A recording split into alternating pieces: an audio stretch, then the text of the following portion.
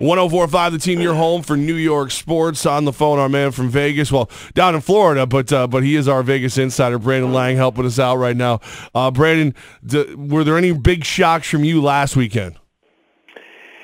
Yeah, we came 200-dimer, number 2 in a row. If you follow me, a 200-dime release is as big as I go. There'll be no double down 400-dime, double down 800-dime, double down 1,000. No. A 200-dimer is my cap. It's my ceiling. And I came with 200-dimer, number 2 in a row on the Eagles over Atlanta. I just loved them. And I was very impressed with the defensive effort late because I didn't want to have to go for Atlanta scoring, go up by 1, then you sweat the 2-point conversion, and then did you buy up to 3.5, or did you have to buy up to 2.5 to 3, and is it a push, a win, a loss? All that madness. I was in a bar with my wife, and I went berserk. I was at a Bonefish Grill. Everybody looked at me like I was on crack. They just went nuts. I went nuts when they got the 4th down stop. So felt good to hit number 2 in a row. And then Sunday I only came with a 100-dimer on Minnesota. And I'll tell you what, the field goal at the end of the half by the Vikings to go up 20-0, I turned to my wife and said, I need this. I get this, I'll cover. They missed this. They're not going to cover the number. And he missed it. And sure enough, it fell on 5. And, you know, normally I buy the half point with the favorite down, but we consider in this gambling business 5 to be what's a dead number because 5, you go for 2 to cut it to 3.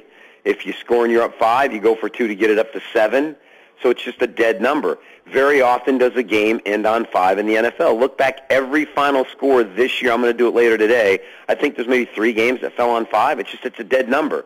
But when I posted that play Sunday morning, guys, I actually thought, you know what? Why not just buy the half point? Never get beat by the hook unless you put an ER on the end and then you're in Vegas. Whole different story. But I just didn't think about buying it. And sure enough, you knew they weren't going to kick the extra point, and it was frustrating to take the L there. Brandon Lang with us right now. Do you think that the league should force that extra point at the end of a game?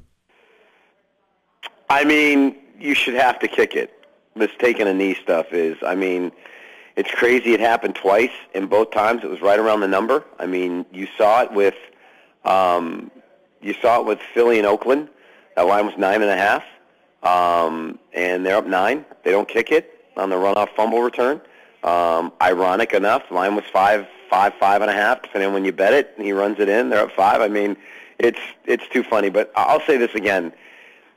When Minnesota took the first drive of the third quarter and went right through them, and they had a 3rd and 8 at the Saints 30, it just goes to show you how stupid offensive coordinators could be. It's 3rd and 9. It's not 3rd and 3. So you're pretty much probably not going to pick that up. So you kind of tell yourself, we've got a field goal in hand. Let's maybe run a draw. Let's maybe throw something short. Let's just pick up a couple extra yards. Shermer dropped Keenan back in a 5-step drop, and he gets sacked, and he out of field goal range.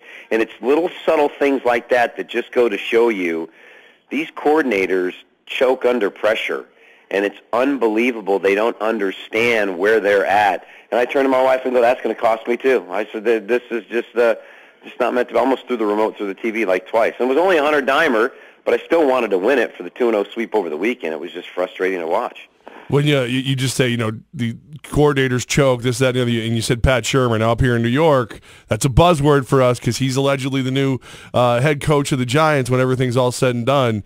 Is that choke artist going to move into the head coach range, or can we kind of be excited about him with what you've seen through your breakdown of his performances? Don't like the hire. You're literally going from one offensive coordinator to another offensive coordinator. And if you didn't learn your lesson with McAdoo, you better be able to do one thing if you come to New York. You better be able to handle the press because they're coming after you. I'm real good friends with Terry Collins, and Terry's known me since I was 8 years old. My high school baseball coach is married to Terry's sister, so Terry's known me since I was a kid. And the one thing he said when we were playing golf a few years ago in the off season back in Midland is he goes, I could manage 10 more years. He said, the grind with the press just takes its toll on you in New York. It's unlike any other market. And this is a guy that managed in Houston and managed in L.A. for the Angels. So it is.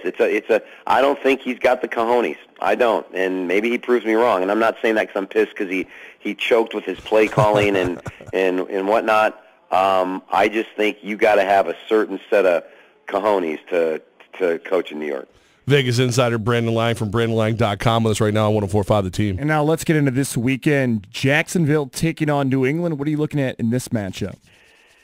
Well, it's very easy for people. And listen, I said on your show last week, I'm not going to touch this game because Jacksonville buried me against Buffalo in a game they probably should have won 24-3.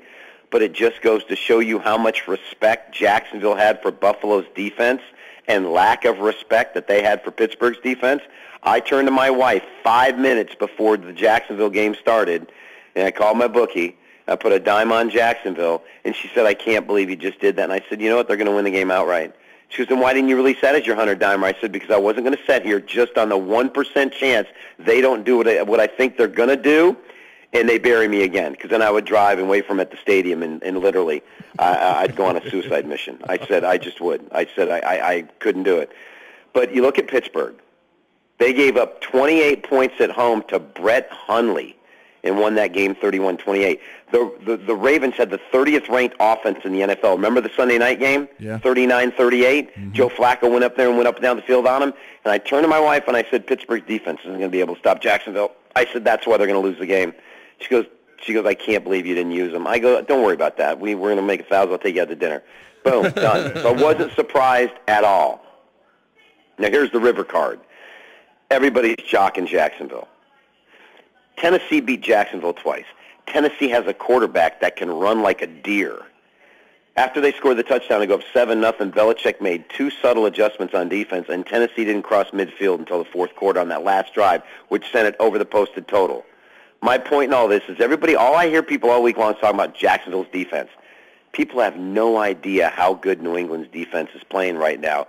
To sack Marcus Mariota 8 times on a Tennessee offensive line that is comparable, if not better, than Jacksonville, the number 2 run offense in the NFL, Jacksonville being number 1, they completely dominated that offensive line. Unless you've played at Gillette Stadium in a playoff game and experienced it, it's a whole different ball of wax. I think people are going to be holding their you-know-what in their hand when New England figures out a way to win this game by double digits. Ooh, Brandon Lang, and then of course the other big game, Minnesota versus Philadelphia. I'm imagining that this is a big game for BrandonLang.com. Yeah, it's 200-dimer number 3 in a row. I don't just like this game. I love this game. I'm cuckoo for Cocoa Puffs for this game. I'm champagne room in my favorite strip bar with 5 dimes that I can just blow on 3 hotties. Is how much I love this game. And so I've posted it 4 days early. So it's up on the website right now. I got a $60 coupon, $60 off this play for you today. You can get it with the 1-day free all-access pass. Get it early, get it now. It's number 3 in a row. All right, Brandon Lang, we look forward to talking to you live from Radio Row next time we see you as we prepare for the Super Bowl. Cocktails on me, cocktails. I like this plan a lot. Can't wait. All right, boys, see you.